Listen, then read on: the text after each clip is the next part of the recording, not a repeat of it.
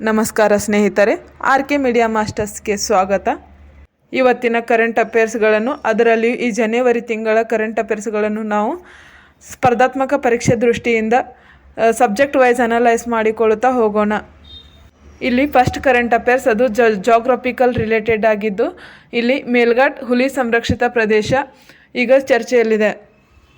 ಮಹಾರಾಷ್ಟ್ರದ ಅಮರಾವತಿ ಜಿಲ್ಲೆಯಲ್ಲಿರುವ ಮೇಲ್ಘಾಟ್ ಹುಲಿ ಸಂರಕ್ಷಿತ ಪ್ರದೇಶ ಇದು ಈಗ ಚರ್ಚೆಯಲ್ಲಿರಲು ಕಾರಣ 15 ಅಳಿವಿನಂಚಿನಲ್ಲಿರುವ ಭಾರತೀಯ ರಣಹದ್ದುಗಳನ್ನು ಈ ಒಂದು ಮೇಲ್ಘಾಟ್ ಹುಲಿ ಸಂರಕ್ಷಿತ ಪ್ರದೇಶವು ಪಳಗಿಸಿತ್ತು. ಇವುಗಳನ್ನು ಹರಿಯಾಣದ ಪಿಂಜೋರ್ನಲ್ಲಿರುವ ರಣಹದ್ದುಗಳ ಸಂರಕ್ಷಣಾ ಮತ್ತು ಸಂತಾನೋತ್ಪತ್ತಿ ಕೇಂದ್ರದಲ್ಲಿ ಕೃತಕವಾಗಿ ಬೆಳೆಸಲಾಗಿದ್ದ ಆ 15 ರಣಹದ್ದುಗಳನ್ನು ಈ ಮೇಲ್ಘಾಟ್ ಹುಲಿ ಸಂರಕ್ಷಿತ ಪ್ರದೇಶದಲ್ಲಿ ಪಳಗಿಸಲಾಗಿತ್ತು. ಈಗ ಆ 15 ರಣಹದ್ದುಗಳನ್ನು ಕಾಡಿಗೆ ಬಿಡುವುದಾಗಿ ಈ ಮೇಲ್ಘಾಟ್ ಹುಲಿ ಸಂರಕ್ಷಣಾ ಪ್ರದೇಶವು ಈಗ ಸುದ್ದಿಯಲ್ಲಿದೆ. ಈ ಒಂದು ಮಹತ್ವದ ವಿಷಯವನ್ನು ಭಾರತದ ವನ್ಯಜೀವಿ ಸಂರಕ್ಷಣಾ ಇಲಾಖೆಯು ಇಲ್ಲಿ ಹಂಚಿಕೊಂಡಿದೆ. ಇನ್ನು ರಣಹದ್ದುಗಳು ಏಕೆ ಇಂಪಾರ್ಟೆಂಟ್ ಅಂತ ನೋಡುವುದಾದರೆ, ರಣಹದ್ದುಗಳನ್ನು ಪರಿಸರದ ಸ್ವಚ್ಛತಾ ಕಾರ್ಮಿಕರು ಎಂದು ಕರೆಯಲಾಗುತ್ತದೆ. ಈ ರಣಹದ್ದುಗಳು ಇಲ್ಲಿ ಅಂದರೆ ಭೂಮಿಯ ಮೇಲೆ ಸತ್ತ ಪ್ರಾಣಿಗಳ ಕಳೆಂಬರುಗಳನ್ನು ತಿನ್ನುವ ಮೂಲಕ ಇವು ಭೂಮಿಯನ್ನು ಸ್ವಚ್ಛತವಾಗಿ ಇಡುವುದರಲ್ಲಿ ಕಾರ್ಯನಿರ್ವಹಿಸುತ್ತವೆ. ಹಾಗೂ ಇವು ಸತ್ತ ಪ್ರಾಣಿಗಳ ಕಳೆಂಬರುಗಳನ್ನು ತಿನ್ನುವುದರಿಂದ ಇಲ್ಲಿ ರೋಗಗಳು ಹರಡದಂತೆ ಇಲ್ಲಿ ಈ ರಣಹದ್ದುಗಳು ಪಾತ್ರವಹಿಸುತ್ತವೆ. ಉದಾಹರಣೆಗೆ ಆಂಥ್ರಾಕ್ಸ್, ರೇಬಿಸ್ನಂತಹ ರೋಗಗಳು ಈ ಸತ್ತ ಪ್ರಾಣಿಗಳ ಕಳೆಂಬರುಗಳಿಂದ ಹರಡುತ್ತವೆ. ಆದ್ದರಿಂದ ಇವುಗಳನ್ನು ಈ ಸತ್ತ ಪ್ರಾಣಿಗಳನ್ನು ಈ ರಣಹದ್ದುಗಳು ತಿನ್ನುವ ಮೂಲಕ ನೈಸರ್ಗಿಕ ಸ್ವಚ್ಛತಾ ಕಾರ್ಮಿಕರು ಎಂಬ ಒಂದು ಹೆಸರನ್ನು ಪಡೆದಿವೆ. ಇನ್ನು ಇಲ್ಲಿ ಇನ್ನೊಂದು ಇಂಪಾರ್ಟೆಂಟ್ ಅಂದರೆ, ಈ ರಣಹದ್ದುಗಳ ಜೀರ್ಣಾಂಗ ವ್ಯವಸ್ಥೆಯು ಅತ್ಯಂತ ಶಕ್ತಿಶಾಲಿಯುತವಾಗಿದ್ದು, ಇದು ಪ್ರಾಣಿಗಳಿಗೆ ಮಾರಕವಾಗುವ ಬ್ಯಾಕ್ಟೀರಿಯಾಗಳನ್ನು ಕೂಡ ನಾಶಪಡಿಸುವ ಒಂದು ಸಾಮರ್ಥ್ಯವನ್ನು ಹೊಂದಿದೆ. ಇನ್ನು ಈ ಒಂದು ರಣಹದ್ದುಗಳ ಕುಸಿತಕ್ಕೆ ಕಾರಣ 1990ರ ಒಂದು ದಶಕದಲ್ಲಿ ಭಾರತದಲ್ಲಿ ರಣಹದ್ದುಗಳ ಸಂಖ್ಯೆ 99% ಕುಸಿದಿತ್ತು. ಇದಕ್ಕೆ ಮುಖ್ಯ ಕಾರಣ ಡೈಕ್ಲೋಫೆನಾಕ್ ಎಂಬ ಒಂದು ನೋವು ನಿರೋಧಕ ಔಷಧಿ. ಈ ಡೈಕ್ಲೋಫೆನಾಕ್ ಇದು ರಣಹದ್ದುಗಳಿಗೆ ಹೇಗೆ ಪರಿಣಾಮ ಬೀರುತ್ತದೆ ಎಂದರೆ, ಇಲ್ಲಿ ಈ ಒಂದು ಡೈಕ್ಲೋಫೆನಾಕನ್ನು ಹಸುಗಳಿಗೆ ಅಥವಾ ಎಮ್ಮೆಗಳಿಗೆ ನೀಡಿದಾಗ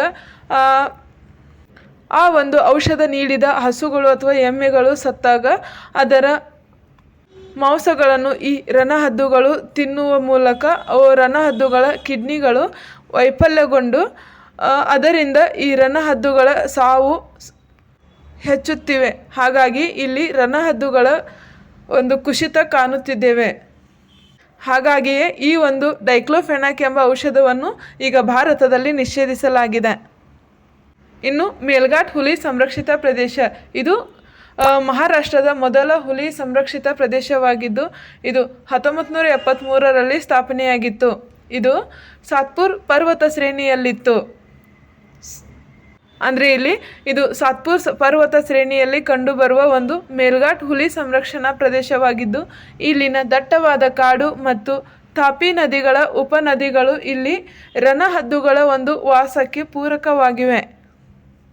ಇನ್ನು ನೆಕ್ಸ್ಟ್ ಕರೆಂಟ್ ಅಫೇರ್ಸ್ ಅದು ಎನ್ವಿರಾನ್ಮೆಂಟ್ಗೆ ರಿಲೇಟೆಡ್ ಆಗಿದ್ದು, ಗ್ರೀನ್ ಫ್ಯೂಲ್ ಈಗ ಸುದ್ದಿಯಲ್ಲಿದೆ. ಏನಿದು ಗ್ರೀನ್ ಫ್ಯೂಲ್ ಅಂತ ನೋಡುವುದಾದರೆ, ಭಾರತೀಯ ರೈಲ್ವೆ ಇತಿಹಾಸದಲ್ಲಿ ಈಗ ಗ್ರೀನ್ ಫ್ಯೂಲ್ ಅಂದರೆ ಹಸಿರು ಇಂಧನ ಬಳಕೆಯ ಒಂದು ಹೊಸ ಯುಗ ಆರಂಭವಾಗುತ್ತಿದೆ. ಅದರಲ್ಲಿಯೂ ಹರಿಯಾಣದ ಜಿಂದ್ ಸೋನಿಪತ್ ಎಂಬ ಮಾರ್ಗದಲ್ಲಿ ಭಾರತದ ಮೊದಲ ಹೈಡ್ರೋಜನ್ ಚಾಲಿತ ರೈಲನ್ನು ಪ್ರಾಯೋಗಿಕವಾಗಿ ಸಂಚಾರಕ್ಕೆ ಸಿದ್ಧವಾಗಿವೆ. ಅಂದರೆ ಇಲ್ಲಿ ಭಾರತದ ಮೊದಲ ಹೈಡ್ರೋಜನ್ ಚಾಲಿತ ರೈಲು, ಹೈಡ್ರೋಜನ್ ಪವರ್ಡ್ ಟ್ರೈನ್ ಇದು ಹರಿಯಾಣದ ಜಿಂದ್ ಮತ್ತು ಸೋನಿಪತ್ ಮಾರ್ಗದಲ್ಲಿ ಮೊದಲ ಬಾರಿಗೆ ಇಲ್ಲಿ ರೈಲು ಸಂಚಾರ ಪ್ರಾಯೋಗಿಕವಾಗಿ ಪ್ರಾರಂಭವಾಗಿದೆ. ಇಲ್ಲಿ ಸಾಮಾನ್ಯವಾಗಿ ರೈಲುಗಳು ಯಾವಾಗಲೂ ಡೀಸೆಲ್ ಅಥವಾ ವಿದ್ಯುತ್ ಬಳಸಿ ಚಲಿಸುತ್ತವೆ. ಆದರೆ ಈ ಒಂದು ಹೈಡ್ರೋಜನ್ ರೈಲುಗಳು ಹೈಡ್ರೋಜನ್ ಇಂಧನ ಕೋಶಗಳನ್ನು ಅಂದರೆ ಹೈಡ್ರೋಜನ್ ಫ್ಯೂಲ್ ಸೆಲ್ಸ್ಗಳನ್ನು ಬಳಸುತ್ತಿವೆ. ಇಲ್ಲಿ ಇವು ಹೈಡ್ರೋಜನ್ ಮತ್ತು ಆಮ್ಲಜನಕವನ್ನು ಸಂಯೋಜಿಸಿ ವಿದ್ಯುತ್ ಉತ್ಪಾದಿಸುತ್ತವೆ ಮತ್ತು ಈ ವಿದ್ಯುತ್ತನ್ನು ರೈಲಿನ ಮೋಟಾರುಗಳನ್ನು ಚಾಲನೆ ಮಾಡಲು ಅನುಕೂಲ ಮಾಡಿಕೊಡುತ್ತವೆ. ಹಾಗಾಗಿಯೇ ಇವು ಗ್ರೀನ್ ಫ್ಯೂಲ್ ಅಂದರೆ ಹಸಿರು ಇಂಧನ ಎಂಬ ಒಂದು ಹೆಸರನ್ನು ಪಡೆದಿದ್ದು ಇದು ಪರಿಸರಕ್ಕೆ ತುಂಬ ಸಹಾಯವಾಗುತ್ತಿದೆ. ಇದು ನಮ್ಮ ಪರಿಸರಕ್ಕೆ ಜೀರೋ ಹೊರಸೂಸುವಿಕೆ ಅಂದರೆ ಜೀರೋ ಎಮಿಷನ್ ಮತ್ತು ನಿಶಬ್ದ ಸಂಚಾರಿ ಎಂಬ ಹೆಸರಿಗೆ ಪಾತ್ರವಾಗುತ್ತಿದೆ. ಈ ಹೈಡ್ರೋಜನ್ ಚಾಲಿತ ರೈಲುಗಳು ಇವು ಅಂದರೆ ಇಲ್ಲಿ ಶೂನ್ಯ ಹೊರಸೂಸುವಿಕೆ ಜೀರೋ ಎಮಿಷನ್ ಅಂದರೆ ಈ ರೈಲುಗಳು ಪರಿಸರ ಸ್ನೇಹಿಯಾಗಿ ಇವುಗಳಿಂದ ಹೊಗೆಯ ಬದಲಿಗೆ ಇವು ಕೇವಲ ನೀರು ಮತ್ತು ಉಗಿಗಳನ್ನು ಮಾತ್ರ ಹೊರಸೂಸುತ್ತವೆ ಮತ್ತು ಇವು ಡೀಸೆಲ್ ಇಂಜನ್ಗಳಿಗೆ ಹೋಲಿಸಿದರೆ ಇವು ಬಹಳ ಸೌಂಡ್ಲೆಸ್ ಆಗಿವೆ. ಇನ್ನು ನಮ್ಮ ಭಾರತ ಸರ್ಕಾರವು ಈ ತರಹದ ಹೈಡ್ರೋಜನ್ ಚಾಲಿತ ರೈಲುಗಳನ್ನು ಮೊದಲ ಹಂತದಲ್ಲಿ ಅದರಲ್ಲಿಯೂ ಪರಿಸರ ಸೂಕ್ಷ್ಮ ಪ್ರದೇಶಗಳಲ್ಲಿ ಮತ್ತು ಗುಡ್ಡಗಾಡುಗಳ ಪ್ರದೇಶಗಳಾದ ಸಿಲ್ಮಾ, ಕಲ್ಕಾ, ನೀಲಗಿರಿ ಮೌಂಟೇನ್ ಮತ್ತು ಡಾರ್ಜಿಲಿಂಗ್ ಹಿಮಾಲಯದಂತಹ ರೈಲು ಮಾರ್ಗಗಳಲ್ಲಿ ಈ ಒಂದು ಹೈಡ್ರೋಜನ್ ರೈಲುಗಳನ್ನು ಓಡಿಸಲು ನಮ್ಮ ಭಾರತ ಸರ್ಕಾರವು ಯೋಜಿಸುತ್ತಿದೆ. ಇದೇ ರೀತಿಯ ಹೈಡ್ರೋಜನ್ ಚಾಲಿತ ರೈಲುಗಳು ನಮ್ಮ ಭಾರತಕ್ಕಿಂತ ಮೊದಲು ಜರ್ಮನಿ ಮತ್ತು ಚೀನಾದಂತಹ ದೇಶಗಳಲ್ಲಿ ಈ ಹೈಡ್ರೋಜನ್ ಚಾಲಿತ ರೈಲುಗಳನ್ನು ಬಳಸಲಾಗುತ್ತಿದ್ದು, ಈಗ ನಮ್ಮ ಭಾರತವು ಜರ್ಮನಿ ಮತ್ತು ಚೀನಾದ ನಂತರ ಇಂತಹ ಹೈಡ್ರೋಜನ್ ಚಾಲಿತ ತಂತ್ರಜ್ಞಾನವನ್ನು ಅಳವಡಿಸಿಕೊಳ್ಳುತ್ತಿರುವ ವಿಶ್ವದ ಕೆಲವೇ ದೇಶಗಳ ಪಟ್ಟಿಗೆ ನಮ್ಮ ಭಾರತವು ಕೂಡ ಈಗ ಸೇರಿದೆ. ಇನ್ನು ಈ ಒಂದು ಹೈಡ್ರೋಜನ್ ಚಾಲಿತ ರೈಲುಗಳಿಗೆ ಇಂಧನ ಪೂರೈಸಲು ಹರಿಯಾಣದ ಜಿಂದ್ನಲ್ಲಿ ದೇಶದ ಮೊದಲ ಹೈಡ್ರೋಜನ್ ಫ್ಯೂಲ್ ಪಾಯಿಂಟನ್ನು ಸ್ಥಾಪಿಸಲಾಗಿದೆ. ಇನ್ನು ನೆಕ್ಸ್ಟ್ ಕರೆಂಟ್ ಅಫೇರ್ಸ್ ಅದು ಆಡಳಿತಕ್ಕೆ ರಿಲೇಟೆಡ್ ಆಗಿದ್ದು, ನಮ್ಮ ಕರ್ನಾಟಕದ ಮುಖ್ಯಮಂತ್ರಿ ಸಿದ್ದರಾಮಯ್ಯರವರ ಒಂದು ದೀರ್ಘ ಅಧಿಕಾರಾವಧಿಯ ಬಗ್ಗೆ ತಿಳಿಸುತ್ತಿದೆ. ಇನ್ನು ನಮ್ಮ ಕರ್ನಾಟಕದ ಮುಖ್ಯಮಂತ್ರಿಯವರಾದ ಸಿದ್ದರಾಮಯ್ಯ ಅವರು ಕರ್ನಾಟಕದ ಮಾಜಿ ಮುಖ್ಯಮಂತ್ರಿಗಳಾದ ಡಿ ದೇವರಾಜ ಅರಸು ಅವರು ಮತ್ತು ಎಸ್ ನಿಜಲಿಂಗಪ್ಪ ಅವರ ಒಂದು ಸುದೀರ್ಘ ಆಡಳಿತದ ದಾಖಲೆಯನ್ನು ಈಗ ನಮ್ಮ ಸಿದ್ದರಾಮಯ್ಯ ಅವರು ಮೀರಿಸಿದ್ದಾರೆ. ಇಲ್ಲಿ ಕರ್ನಾಟಕದ ರಾಜಕೀಯ ಅಸ್ಥಿರತೆಯ ನಡುವೆಯೂ ಈ ಒಂದು ಸಾಧನೆಯನ್ನು ನಮ್ಮ ಕರ್ನಾಟಕದ ಮುಖ್ಯಮಂತ್ರಿ ಸಿದ್ದರಾಮಯ್ಯರವರು ದಾಖಲಿಸಿಕೊಂಡಿದ್ದಾರೆ. ಈ ಮೂಲಕ ನಮ್ಮ ಕರ್ನಾಟಕದ ರಾಜಕೀಯ ಇತಿಹಾಸದಲ್ಲಿ ಮುಖ್ಯಮಂತ್ರಿ ಸಿದ್ದರಾಮಯ್ಯ ಅವರು ಹೊಸ ದಾಖಲೆಯನ್ನು ಕೂಡ ಬರೆದಿದ್ದಾರೆ. ಇಲ್ಲಿ ಸಿದ್ದರಾಮಯ್ಯ ಅವರು ಸತತ 2ನೇ ಅವಧಿಗೆ ಮುಖ್ಯಮಂತ್ರಿಯಾಗಿ ಮುಂದುವರಿಯುವುದರಿಂದ ಇವರು ಕರ್ನಾಟಕದ ಇತಿಹಾಸದಲ್ಲಿಯೇ ಅತಿ ದೀರ್ಘಕಾಲ ಅಧಿಕಾರ ನಡೆಸಿದ ಮುಖ್ಯಮಂತ್ರಿ ಎಂಬ ಒಂದು ಹೆಗ್ಗಳಿಕೆಗೆ ಪಾತ್ರರಾಗಿದ್ದಾರೆ. ಇನ್ನು ಈ ಹಿಂದೆ ಮಾಜಿ ಮುಖ್ಯಮಂತ್ರಿಯವರಾದ ಡಿ ದೇವರಾಜ ಅರಸು ಅವರು 1972ರಿಂದ 77ರವರೆಗೆ ಮತ್ತು 1978ರಿಂದ 80ರವರೆಗೆ ಅವರು ದೀರ್ಘಕಾಲದ ಅಧಿಕಾರಾವಧಿ ಎಂದು ಹೆಗ್ಗಳಿಕೆಗೆ ಪಾತ್ರರಾಗಿದ್ದರು. ಇವರ ನಂತರ ಎಸ್ ನಿಜಲಿಂಗಪ್ಪ ಅವರು ಅಂದರೆ 1956ರಿಂದ 58ರವರೆಗೆ ಮತ್ತು 1962ರಿಂದ 67ರವರೆಗೆ ಮತ್ತು 1967ರಿಂದ 68ರವರೆಗೆ ಇವರು ಎಸ್ ನಿಜಲಿಂಗಪ್ಪ ಅವರು ಒಂದು ಮುಖ್ಯಮಂತ್ರಿಯಾಗಿ ಅಧಿಕಾರಾವಧಿ ಅಂದರೆ ದೀರ್ಘ ಅಧಿಕಾರಾವಧಿಯನ್ನು ಪೂರೈಸಿರುವುದರಿಂದ ಇವರಿಗೂ ಕೂಡ ಅಧಿಕಾರಾವಧಿ ಹೊಂದಿದ ಮುಖ್ಯಮಂತ್ರಿ ಎಂಬ ಹೆಗ್ಗಳಿಕೆ ಇತ್ತು. ಆದರೆ ಈಗ ಪ್ರಸ್ತುತ ಸಿದ್ದರಾಮಯ್ಯ ಅವರು 2013ರಿಂದ 18ರವರೆಗೆ ಮತ್ತು 2023ರಿಂದ ಪ್ರಸ್ತುತವರೆಗೆ ಇವರು ತಮ್ಮ ಅಧಿಕಾರದಲ್ಲಿರುವುದರಿಂದ ಇವರಿಗೆ ಈಗ ಅತ್ಯಂತ ದೀರ್ಘಾವಧಿ ಅಧಿಕಾರಾವಧಿಯನ್ನು ಪೂರೈಸುತ್ತಿರುವ ಮುಖ್ಯಮಂತ್ರಿ ಎಂಬ ಹೆಗ್ಗಳಿಕೆಗೆ ಇವರು ಪಾತ್ರರಾಗಿದ್ದಾರೆ. ಇನ್ನು ನೆಕ್ಸ್ಟ್ ಕರೆಂಟ್ ಅಫೇರ್ಸ್ ಇದು international Spice roots heritage network ಇದು ಇತಿಹಾಸದೊಂದಿಗೆ ನಂಟು ಹೊಂದಿದೆ. ಇಲ್ಲಿ ಏನಿದು ಅಂತ ನೋಡುವುದಾದರೆ ಇದು ಕೇರಳ ಸರ್ಕಾರವು ಇತ್ತೀಚೆಗೆ international Spice roots heritage network ಎಂಬ ಒಂದು ಬೃಹತ್ ಸಾಂಸ್ಕೃತಿಕ ಪ್ರವಾಸೋದ್ಯಮ ಮತ್ತು ಸಂಶೋಧನಾ ಯೋಜನೆಯನ್ನು ಈಗ ಕೇರಳ ಸರ್ಕಾರವು ಅನಾವರಣಗೊಳಿಸಿದೆ. ಇಲ್ಲಿ ಇದು ಇತಿಹಾಸಕ್ಕೆ ಹೇಗೆ ರಿಲೇಟೆಡ್ ಅಂತ ನೋಡುವುದಾದರೆ ಇಲ್ಲಿ ಪ್ರಾಚೀನ ಕಾಲದಲ್ಲಿ ಕೇರಳ ಸರ್ಕಾರದ ಅಂದರೆ ಕೇರಳದ ಮಲಬಾರ್ ಕರಾವಳಿಯು ವಿಶ್ವದ ಸಾಂಬಾರು ಪದಾರ್ಥಗಳ ವ್ಯಾಪಾರದ ಕೇಂದ್ರವಾಗಿತ್ತು. ಆ ಒಂದು ಪ್ರಾಚೀನ ಕಾಲದಲ್ಲಿ ಅದರಲ್ಲಿಯೂ ರೋಮ್, ಅರೇಬಿಯಾ ಮತ್ತು ಚೀನಾದಂತಹ ದೇಶಗಳೊಂದಿಗೆ ಕೇರಳವನ್ನು ಸಂಪರ್ಕಿಸುತ್ತಿತ್ತು. ಈ ಒಂದು ಮಾರ್ಗವನ್ನು ಸಾಸಿವೆ ಹಾದಿ ಅಥವಾ ಸ್ಪೈಸ್ ರೂಟ್ಸನ್ನು ಮರುಜೀವಗೊಳಿಸಲು ಈ ಕೇರಳ ಸರ್ಕಾರವು ಈ ಒಂದು ಯೋಜನೆಯ ಮುಖ್ಯ ಉದ್ದೇಶವನ್ನು ಎಂದು ತಿಳಿಸಿದೆ. ಇನ್ನು ಕೇರಳದ ಕಪ್ಪು ಮೆಣಸಿಗೂ ಕೂಡ ಒಂದು ಇತಿಹಾಸ ಇದೆ. ಬ್ಲ್ಯಾಕ್ ಗೋಲ್ಡ್ ಅಥವಾ ಕಪ್ಪು ಚಿನ್ನ ಎಂದೇ ಪ್ರಸಿದ್ಧವಾದ ಈ ಒಂದು ಕಪ್ಪು ಮೆಣಸು ಇದು ಮಧ್ಯಕಾಲೀನ ಯುರೋಪಿನಲ್ಲಿ, ಅದರಲ್ಲಿಯೂ ವಿಶೇಷವಾಗಿ ಜರ್ಮನಿಯಲ್ಲಿ ಕೇರಳದ ಕಪ್ಪು ಮೆಣಸು ಕೇರಳದ ಕಪ್ಪು ಮೆಣಸಿನ ಮೇಲೆ ತೆರಿಗೆ ವಿಧಿಸಲಾಗುತ್ತಿತ್ತು. ಪ್ರಾಚೀನ ಕಾಲದಲ್ಲಿ ನಮ್ಮ ಕೇರಳದ ಕಪ್ಪು ಮೆಣಸು ಅಂದು ಮೆಣಸು ಎಂದು ಎಷ್ಟು ಅಮೂಲ್ಯವಾಗಿತ್ತು ಎಂದರೆ ಅದು ಹಣದಂತೆ ಬಳಸಲಾಗುತ್ತಿತ್ತು. ಇನ್ನು ನೆಕ್ಸ್ಟ್ ಕರೆಂಟ್ ಅಫೇರ್ಸ್, ಇದು ಜೋಗ್ರಫಿಗೆ ರಿಲೇಟೆಡ್ ಆದ ಒಂದು ರಿಡ್ ಸ್ನೇಕ್ ಈಗ ಚರ್ಚೆಯಲ್ಲಿದೆ. ಇದು ಎಲ್ಲಿ ಪತ್ತೆಯಾಗಿದೆ ಅಂತ ನೋಡುವುದಾದರೆ ಮಿಜೋರಾಂನ ಜೀವ ವೈವಿಧ್ಯತೆಯ ಇಲ್ಲಿ ಮಿಜೋರಾಂನಲ್ಲಿ ಇಲ್ಲಿ ಸಂಶೋಧಕರು ಅಲ್ಲಿಯ ಒಂದು ಹೊಸ ಜಾತಿಯ ರಿಡ್ ಸ್ನೇಕ್ ಎಂಬ ಒಂದು ಹಾವನ್ನು ಪತ್ತೆ ಹಚ್ಚಿದ್ದಾರೆ. ಈ ಒಂದು ರಿಡ್ ಸ್ನೇಕ್ಗೆ ಈ ಒಂದು ಮಿಜೋರಾಂನಲ್ಲಿ ಸಿಕ್ಕ ಒಂದು ಪತ್ತೆಯಾದ ಹಾವಿಗೆ ಇಲ್ಲಿ ಮಿಜೋರಾಂ ರಾಜ್ಯದ ಹೆಸರನ್ನೇ ಇಟ್ಟು ಇಲ್ಲಿ ಕ್ಯಾಲಮಾರಿಯಾ ಮಿಜೋರಾಮಿಸಿಯನ್ಸ್ ಎಂಬ ಒಂದು ನಾಮಕರಣ ಈ ಒಂದು ರೆಡ್ ಸ್ನೇಕ್ಗೆ ಮಾಡಲಾಗಿದೆ.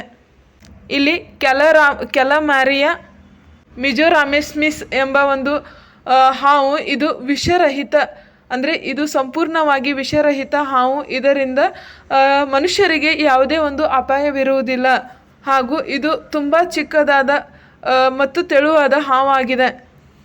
ಇನ್ನು ನೆಕ್ಸ್ಟ್ ಕರೆಂಟ್ ಅಫೇರ್ಸ್, ಇದು ಎಕನಾಮಿಕ್ಕಿಗೆ ರಿಲೇಟೆಡ್ ಆಗಿದ್ದು ಡೀಪ್ ಟೆಕ್ ಸ್ಟಾರ್ಟಪ್ ಎಂಬ ಒಂದು ಸಿಸ್ಟಮ್ ಈಗ ಚರ್ಚೆಯಲ್ಲಿದೆ. ಏನಪ್ಪ ಇದು ಇಲ್ಲಿ ಕೇಂದ್ರ ಸರ್ಕಾರವು ವೈಜ್ಞಾನಿಕ ಮತ್ತು ಕೈಗಾರಿಕಾ ಸಂಶೋಧನಾ ಇಲಾಖೆಯು ತನ್ನ 42ನೇ ಸಂಸ್ಥಾಪನಾ ದಿನದಂದು ಈ ಒಂದು ಭಾರತದ ಡೀಪ್ ಟೆಕ್ ಸ್ಟಾರ್ಟ್ ಅಪ್ ಎಂಬ ವ್ಯವಸ್ಥೆಯನ್ನು ಈಗ ಬಲಪಡಿಸಲು ಹೊರಟಿದೆ. ಅದರಲ್ಲಿಯೂ ಇಲ್ಲಿ 3 ವರ್ಷಗಳ ನಿಯಮದ ಸಡಿಲಿಕೆ ರಿಲ್ಯಾಕ್ಸೇಷನ್ಸ್ ಆಫ್ 3 years ರೂಲ್ಸ್ ಎಂಬ ಒಂದು ಮಹತ್ವದ ಸುಧಾರಣೆಯನ್ನು ಇಲ್ಲಿ ಘೋಷಿಸಲಾಗಿದೆ. ಇಲ್ಲಿ ಡೀಪ್ ಟೆಕ್ ಮೀನ್ಸ್ ಕೇವಲ ಸಾಫ್ಟ್ವೇರ್ ಆಧಾರಿತ ಉದ್ಯೋಗಗಳಲ್ಲ. ಇಲ್ಲಿ ಬದಲಿಗೆ ಇದು ಡೀಪ್ ಟೆಕ್ ಎಂಬುದು ಭವಿಷ್ಯವನ್ನೇ ಬದಲಿಸಬಲ್ಲ ಒಂದು ಸಿಸ್ಟಮನ್ನು ಇಲ್ಲಿ ಅಳವಡಿಸಿಕೊಳ್ಳಲಾಗುತ್ತಿದೆ. ಅದೇನಪ್ಪ ಕೃತಕ ಬುದ್ಧಿಮತ್ತೆ ಮತ್ತು machine learning, quantum computer, biotechnology ಮತ್ತು ಸುಧಾರಿತ ಮೆಟೀರಿಯಲ್ಸ್ ಹಾಗೂ ರೋಬೋಟಿಕ್ಸ್ ಮತ್ತು ಡ್ರೋನ್ ತಂತ್ರಜ್ಞಾನ, ಈ ರೀತಿಯ ಕೆಲವು ತಂತ್ರಜ್ಞಾನಗಳನ್ನು ಈ ಡೀಪ್ ಟೆಕ್ ಸ್ಟಾರ್ಟಪ್ ಮೂಲಕ ಇಲ್ಲಿ ಈ ಒಂದು ಸಿಸ್ಟಮನ್ನು ಬಲಪಡಿಸಲು ನಮ್ಮ ಭಾರತವು ಈಗ ಹೊರಟಿದೆ. ಹಾಗಾಗಿಯೇ ಇಲ್ಲಿ ಈ ಕೇಂದ್ರ ಸರ್ಕಾರದ ವೈಜ್ಞಾನಿಕ ಮತ್ತು ಕೈಗಾರಿಕಾ ಸಂಶೋಧನಾ ಇಲಾಖೆ ನಡೆಸಿದ 42ನೇ ಸಂಸ್ಥಾಪನಾ ದಿನದಂದು ಈ ಒಂದು Bharat deep tech startup system ಬಲಪಡಿಸಲು ಇದು ಒಂದು ಮಹತ್ವದ ಸುಧಾರಣೆ ಎಂದು ಇಲ್ಲಿ ಭಾರತ ಘೋಷಿಸಿದೆ.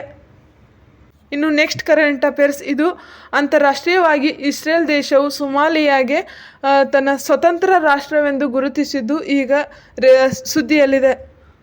ಇಲ್ಲಿ ಸೊಮಾಲಿಲ್ಯಾಂಡ್ ಬಗ್ಗೆ ತಿಳಿಯುವುದಾದರೆ 1991ರಲ್ಲಿ ಅದರಲ್ಲಿಯೂ ಸೊಮಾಲಿಯಾ ಲ್ಯಾಂಡು ಇದು ಅಂತರ್ಯುದ್ಧ ತೀವ್ರವಾದಾಗ ಇಲ್ಲಿ ಸೊಮಾಲಿಲ್ಯಾಂಡ್ ತನ್ನನ್ನು ತಾನು ಸ್ವತಂತ್ರ ದೇಶ ಎಂದು ಘೋಷಿಸಿಕೊಂಡಿತ್ತು. ಈ ಒಂದು ಸೊಮಾಲಿಲ್ಯಾಂಡ್ ಇದು ಆಫ್ರಿಕಾದ ಈಶಾನ್ಯ ಭಾಗದಲ್ಲಿರುವ ಹಾರ್ನ್ ಆಫ್ ಆಫ್ರಿಕಾ ಎಂಬ ಪ್ರದೇಶದಲ್ಲಿದೆ. ಇದು ಇತ್ತೀಚೆಗೆ ಈಗ ಇಸ್ರೇಲ್ ದೇಶವು ಸೊಮಾಲಿಲ್ಯಾಂಡನ್ನು ಸ್ವತಂತ್ರ ರಾಷ್ಟ್ರವೆಂದು ಗುರುತಿಸುವ ಮೂಲಕ ಇದು ನಿರ್ಣಯಿಸುವ ಒಂದು ಜಾಗತಿಕ ರಾಜಕೀಯದಲ್ಲಿ ಸಂಚಲನ ಮೂಡಿಸುತ್ತಿದೆ.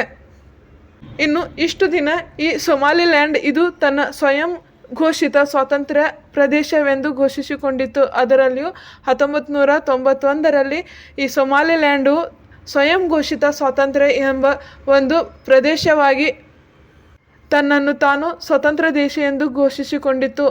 ಈಗ ಇದು ಇಸ್ರೇಲ್ ದೇಶವು ಈ ಒಂದು ಸ್ವತಂತ್ರ ರಾಷ್ಟ್ರದ ಗುರುತನ್ನು ನೀಡಿರುವುದು ಈಗ ಜಾಗತಿಕ ಮಟ್ಟದಲ್ಲಿ ಚರ್ಚೆಯಲ್ಲಿದೆ. ಇನ್ನು ನೆಕ್ಸ್ಟ್ ಕರೆಂಟ್ ಅಫೇರ್ಸ್, ಇದು ವಿಶ್ವದ ಅತಿ ದೊಡ್ಡ ದ್ವೀಪವಾದ ಗ್ರೀನ್ಲ್ಯಾಂಡ್ ಬಗ್ಗೆ ಈಗ ಚರ್ಚೆಯಲ್ಲಿದೆ. ಇನ್ನು ಭೌಗೋಳಿಕವಾಗಿ ಇದು ಜಗತ್ತಿನ ಅತಿ ದೊಡ್ಡ ದ್ವೀಪವಾದ ಗ್ರೀನ್ಲ್ಯಾಂಡ್. ಇದು ಕೇವಲ ಮಂಜಿನಿಂದ ಕೂಡಿದ್ದು. ಈ ಒಂದು ಗ್ರೀನ್ಲ್ಯಾಂಡ್ ಪ್ರದೇಶವು ಇದು ಉತ್ತರ ಅಟ್ಲಾಂಟಿಕ್ ಮತ್ತು ಆರ್ಕಿಟಿಕ್ ಸಾಗರಗಳ ನಡುವೆ ಇದೆ. ಈ ಒಂದು ಗ್ರೀನ್ಲ್ಯಾಂಡ್ ಇದು ಭೌಗೋಳಿಕವಾಗಿ ಉತ್ತರ ಅಮೆರಿಕ ಖಂಡಕ್ಕೆ ಸೇರಿದ್ದರೂ ಇದು ರಾಜಕೀಯವಾಗಿ ಯುರೋಪಿನ ಡೆನ್ಮಾರ್ಕ್ ಎಂಬ ದೇಶದ ಒಂದು ಸ್ವಾಯತ್ತ ಪ್ರಾಂತ್ಯವಾಗಿದೆ. ಇನ್ನು ಈಗ ಈ ಪ್ರೆಸೆಂಟ್ನಲ್ಲಿ 2025-26ರಲ್ಲಿ ಗ್ರೀನ್ಲ್ಯಾಂಡ್ ಇದು ಅಂತಾರಾಷ್ಟ್ರೀಯ ಸುದ್ದಿಯಲ್ಲಿರಲು ಪ್ರಮುಖ ಕಾರಣ ಅಂದರೆ ಅಮೇರಿಕ ಅಧ್ಯಕ್ಷ ಡೊನಾಲ್ಡ್ ಟ್ರಂಪ್ ಅವರ ಒಂದು ಹೇಳಿಕೆಗಳು ಈ ಒಂದು ಗ್ರೀನ್ಲ್ಯಾಂಡ್ ಕುರಿತು ಈಗ ಅಂತಾರಾಷ್ಟ್ರೀಯವಾಗಿ ಚರ್ಚೆಯಲ್ಲಿವೆ.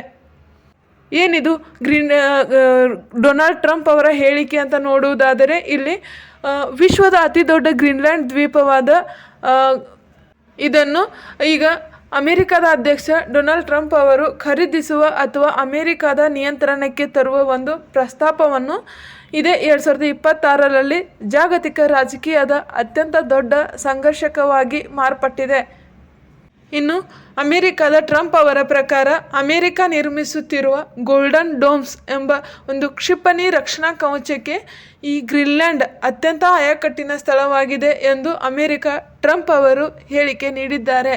ಅದರಲ್ಲಿಯೂ ರಷ್ಯಾ ಮತ್ತು ಚೀನಾದಿಂದ ಬರಬಹುದಾದ ಕ್ಷಿಪಣಿಗಳನ್ನು ಪತ್ತೆ ಹಚ್ಚಲು ಮತ್ತು ತಡೆಯಲು ಇದು ಸೂಕ್ತ ಆಯಕಟ್ಟಿನ ಒಂದು ಸ್ಥಳದಲ್ಲಿರುವುದರಿಂದ ಇಲ್ಲಿ ಟ್ರಂಪ್ ಅವರ ಒಂದು ನಿಯಂತ್ರಣವು ಈಗ ಈ ಗ್ರೀನ್ಲ್ಯಾಂಡ್ಗೆ ಒಂದು ದೊಡ್ಡ ಹೊರೆಯಾಗಿರುವುದರಿಂದ ಈಗ ಗ್ರೀನ್ಲ್ಯಾಂಡ್ ಈಗ ಚರ್ಚೆಯಲ್ಲಿದೆ. ಇನ್ನು ಗ್ರೀನ್ಲ್ಯಾಂಡ್ನಲ್ಲಿ ಲಿಥಿಯಂ, ಗ್ರಾಫೈಟ್ ಮತ್ತು ಅಪರೂಪದ ಭೂಮಿಯ ಮೂಲಧಾತುಗಳು ಭಾರೀ ಸಂಗ್ರಹವಿದ್ದು ಇಲ್ಲಿ ಎಲೆಕ್ಟ್ರಿಕ್ ವಾಹನಗಳು ಮತ್ತು ಆಧುನಿಕ ತಂತ್ರಜ್ಞಾನಕ್ಕೆ ಇದು ಒಂದು ಅತ್ಯಗತ್ಯ ಖನಿಜವಾಗಿದ್ದು, ಪ್ರಸ್ತುತ ಈ ಖನಿಜಗಳಿಗಾಗಿ ಅಮೆರಿಕ ಚೀನಾ ಮೇಲೆ ಅವಲಂಬಿತವಾಗಿರುವುದರಿಂದ ಈಗ ಈ ಎಲ್ಲ ಒಂದು ಖನಿಜಗಳು ಈ ಗ್ರೀನ್ಲ್ಯಾಂಡ್ನಲ್ಲಿಯೇ ದೊರೆಯುತ್ತಿರುವುದರಿಂದ ಈ ಅಮೆರಿಕದ ಟ್ರಂಪ್ ಅವರು ಈ ಒಂದು ಗ್ರೀನ್ಲ್ಯಾಂಡನ್ನು ನಿಯಂತ್ರಿಸುವ ಪ್ರಯತ್ನವನ್ನು ಮಾಡುತ್ತಿದ್ದಾರೆ. ಇನ್ನು ಈ ಎಲ್ಲ ಒಂದು ಕರೆಂಟ್ ಅಫೇರ್ಸ್ಗಳು ಸ್ಪರ್ಧಾತ್ಮಕ ಪರೀಕ್ಷೆ ದೃಷ್ಟಿಯಿಂದ ತುಂಬ ಇಂಪಾರ್ಟೆಂಟ್ ಆಗಿರುವುದರಿಂದ ಈ ಒಂದು ಕರೆಂಟ್ ಅಫೇರ್ಸ್ಗಳನ್ನು ನಾನು ನಿಮಗೆ ತಿಳಿಸಲು ಪ್ರಯತ್ನಿಸುತ್ತಿದ್ದೇನೆ. ಮುಂದಿನ ಕರೆಂಟ್ ಅಫೇರ್ಸ್ನೊಂದಿಗೆ ಮತ್ತೊಂದು ವಿಡಿಯೋದಲ್ಲಿ ಮತ್ತೆ ಸಿಗುತ್ತೇನೆ. ಇಲ್ಲಿಗೆ ಈ ಒಂದು ಕ್ಲಾಸನ್ನು ಮುಕ್ತಾಯಗೊಳಿಸುತ್ತಾ ನನ್ನ ಚಾನಲನ್ನು ಸಬ್ಸ್ಕ್ರೈಬ್ ಮಾಡಿ ಮತ್ತು ಶೇರ್ ಮಾಡಿ ಅಂತ ಹೇಳುತ್ತಾ ಇಲ್ಲಿಗೆ ಈ ಒಂದು ಕ್ಲಾಸನ್ನು ಮುಕ್ತಾಯಗೊಳಿಸುತ್ತೇನೆ. ಜೈ ಹಿಂದ್, ವಂದೇ ಮಾತರಂ.